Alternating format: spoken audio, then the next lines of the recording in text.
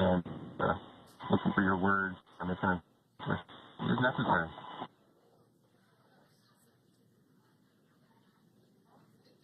In the distance, we can see the recovery vessel making its way. Copy, you're in Section 2 for the environmental assessment in 4.800. That is not necessary today. Understand. Raise and buzz. So we will continue to have communications between the Corps and Nick Hague, the commander of Crew Dragon Freedom, which just splashed down 2 minutes ago off the coast of Tallahassee, Florida. Dragon Freedom has returned home with NASA astronauts Nick Hague, Sunny Williams, Butch Wilmore, and Roscosmos cosmonaut Alexander Gorbanov. They're back on Earth after approximately 17 hours of a return journey from space. The SpaceX recovery ship and team have been waiting for Dragon's splashdown, and they will now make their way to the splashdown location.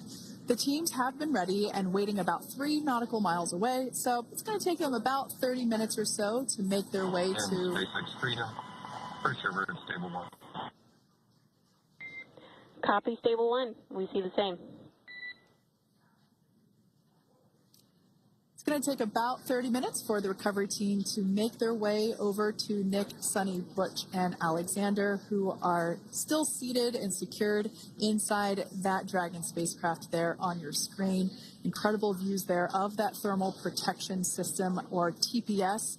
That Dragon capsule was pristine, white color before it departed the station, and we can see how the reentry phase, the thermal protection system did its job. Now, if you're wondering what that hole, that like bucket area is, that is underneath the side hatch. That is where the main parachutes were stored. So when we saw the Dragon capsule docked at station, it looked very different. The panel that protects and covers the main parachutes, that was still intact, as well as the panels that enclose where the drogue parachutes are located. We can see those fast Freedom. boats. SpaceX is go for recovery personnel to approach. Expect personnel alongside in the next few minutes. Freedom copies. We can see those fast boats. We weren't kidding when we said they were fast. While it does take about 30 minutes for the main recovery vessel to make its way over to the capsule, these fast boats will be doing a couple of things simultaneously. A couple of them are going to be working to retrieve the parachutes that you see in the background there of this drone shot. Those parachutes will be retrieved from the ocean surface. We want to make sure we are able to pull those out. The recovery vessel there closest to the spacecraft is going to be performing some safety checks. We can see there they're using an instrument that is basically working to detect if there are any hypergolic vapors or fumes that are still residing in and or around the Draco thruster nozzles or outlets. The hypergolic fuel, which is necessary for on-orbit burns to maneuver the spacecraft. Unfortunately, those hypergolics are unable to be breathed. They are toxic, and so this team here is doing those initial safety checks to make sure that it is safe for the rest of the recovery team to approach the spacecraft.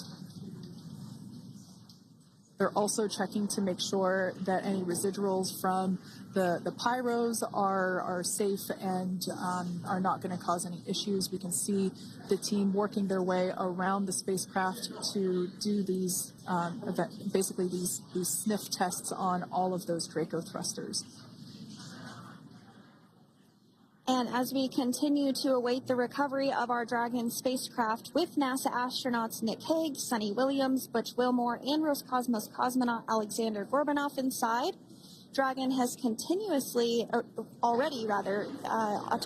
completed several steps to safe itself following splashdown. We are continuing to see Dragon in what is known as Stable 1 configuration. That's kind of the ideal configuration following splashdown. It's upright, and the Dragon capsule's in the right configuration for it to be hoisted into the recovery vessel Megan, which you do see a little ways off in your screen approaching. Dragon will continue to remain live on air with you through that recovery process, all the way through the point where the crew is extracted from the Dragon spacecraft. Now, if you are just joining us, the mission has gone smoothly so far. Dragon successfully splashed down off the coast of Tallahassee, Florida at 2:57 p.m. Pacific, 5:57 p.m. Eastern Time this afternoon. Approximately 17 hours prior to splashdown, Dragon autonomously undocked from the International Space Station, completed a series of departure burns, jettisoned its trunk section, and performed its final burn, the deorbit burn. This placed the Dragon spacecraft on a trajectory toward Tallahassee, Florida. Dragon successfully re-entered the Earth's atmosphere, followed by deployment of its parachutes to slow the spacecraft down to a gentle splashdown. We're now going to follow the Freedom, hypergol sweeps and unfired ordnance checks are nominal. Rigging is in progress. Approximately 25 minutes until capsule lift. Stand by for PMC with SpaceX flight surgeon. Copy. And so what we did just hear there was communications that those hypergol checks were complete. They didn't find any of that upon those checks, so we'll continue to move through the timeline. Next up is a process called rigging, which you see happening right now on your screen. This is when a SpaceX recovery personnel actually works to climb aboard the capsule and work through procedures ahead of lifting onto the nest of the recovery vessel Megan. We heard it's going to be about 25 minutes or so until that lift actually takes place.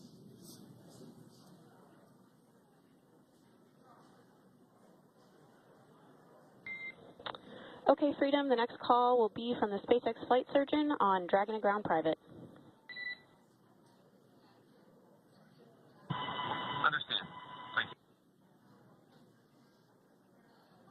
callouts there indicating that the crew will have the opportunity to do a quick check-in with the SpaceX flight surgeon. This is standard procedure for every Dragon spacecraft when it returns to Earth. It's just an initial check-in, make sure everybody is doing okay. They will also have another check-in with the flight surgeon once they are on board that recovery vessel that you see there in the background. We can now see that SpaceX recovery team member they're on top of the Dragon spacecraft. They are going to be working to install plugs in the Draco thrusters to ensure that none of those and to ensure that no more